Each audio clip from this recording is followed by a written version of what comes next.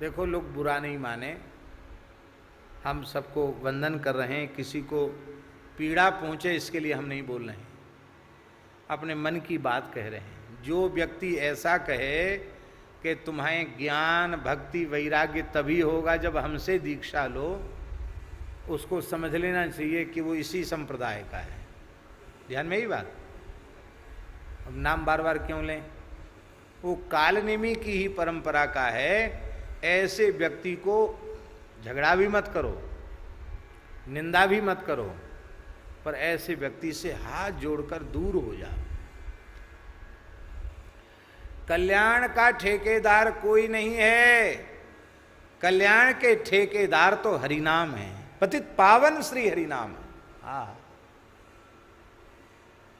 कल्याणानाम निधानम कलिमल मथनम पावनम पावनानाम पाथेयम यन्मुमुक्षो सपदि परपद प्राप्त प्रस्थितस्य विश्राम स्थान मेकम कविवर वचसाम जीवनम सज्जनानाम बीजम धर्मद्रुमस्य प्रभुवत भवताम भूते राम नाम। ये कल्याण का ठेकेदार है। चेतो दर्पण मार्जनम भव महादावाग्नि निर्वापणम श्रेय कैरव चंद्रिका वितरणम विद्या वधु जीवनम आनंदाम्बुधिवर्धनम प्रतिपदम पूर्णामृतास्वादनम सर्वात्म स्नपनम परम विजयते श्री कृष्ण संकीर्तनम। श्रीमद् भागवत, श्रीमद् भगवद गीता, श्रीमद् रामचरितमानस, श्री भक्तमाल, श्री विनय पत्रिका, ये ऐसे पवित्र ग्रंथ हैं। इनकी शरण कोई भी जिज्ञासु ग्रहण कर ले, उसको कल्याण का मार्ग खुल जाएगा। समस्या पूरे संसार में सबसे भारी यही है कि हम दीक्षा तो लेते हैं, पर दीक्षा ग्रहण करने के पहले जो भूमिका निर्मित होनी चाहिए, दीक्षा के पूर्व की जो तैयारी होनी चाहिए, वो तैयारी साधक की हो नहीं पाती। अरे हम आपसे पूछते हैं, भट्ठी में, भूभर में बीज डाल देने से क्या बीज अंकुरित होगा? उर्वरा भूमि में, कुछ नमी वाली भूमि में जो नम्र हो गई है, उस भूमि में बीज डाला जाएगा तो अंकुरण होगा। इसलिए खूब हरिनाम जप करो, खान पान को शुद्ध करो, माता पिता गौ ब्राह्मण इनकी सेवा करो, संतों में सद्भाव करो और इन पवित्र आर्ष ग्रंथों की शरण लो और अहर्निश श्री नाम का आश्रय लो। ये कुछ काल तक आप करेंगे, तब आपको भोगों से अरुचि होगी, संसार से वैराग्य होगा, भगवत दर्शन की व्याकुलता होगी। ये हुई दीक्षा की तैयारी। ऐसा हो जाएगा तो सद्गुरु खोजना नहीं पड़ेंगे, सद्गुरु कृपा करके तुम्हें खोजते हुए आ जाएंगे और तुम्हें अंगीकार करके तुम्हें धन्य कर देंगे। ऐसी कितनी घटनाएं हम आपको सुनावें। एक महापुरुष थे महाराज जी, परमहंस श्री रामानुजदास जी महाराज, बड़े उच्च कोटि के जीवन मुक्त भगवत प्राप्त संत थे। खुली आंखों से देवी देवताओं का, सिद्धों का, भगवत लीलाओं का उन्हें दर्शन होता रहता था। कई कई जन्मों की स्मृति उनको थी। बड़े उच्च कोटि के महात्मा थे। अब हम क्या कहें उनके बारे में, ऐसे अद्भुत संत थे, हमने देखा नहीं, पर जिन हमारे पूज्य गुरुजनों ने उनका संग किया, उनकी वाणी से सुनी हुई बात हम आपको निवेदन कर रहे हैं।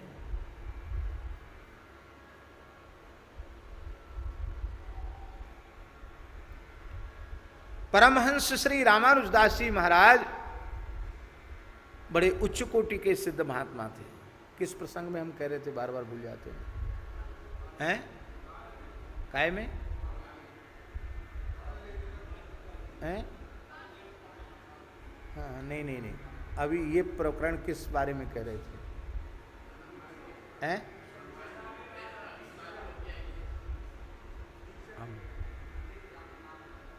हैं? हाँ हाँ, गुरु खोजते हुए चले आएंगे। ये बात यहाँ बोलो ना, आप लोग तो पीछे से ले रहे हो, इसका मतलब बहुत ठीक से नहीं सुन रहे हो।